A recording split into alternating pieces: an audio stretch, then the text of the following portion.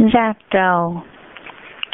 Cô nữ, cô nữ, cô nữ, nữ cho tu chi cô nữ, nhớ sơn tu lơ khen hôn gao cô vợ chân tu cơn gao.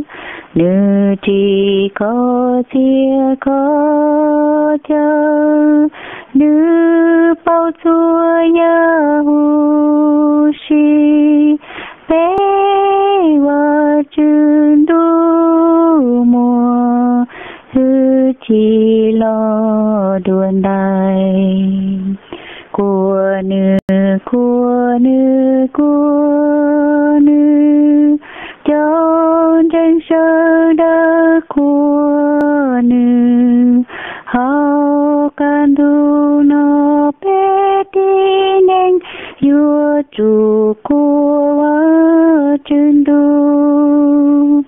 Nữ do tu mùa hư chi bé tia lo si hư nữ, nữ mùa cho xiên đề chi tờ tua mù li.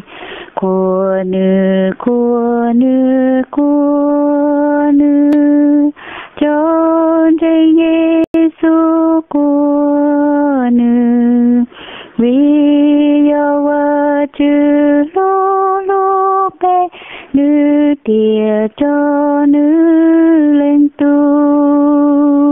Về lo hao địa tê nó cho bé cho lo chùa nữ, bé cho trên Giêsu tia li u nữ châu.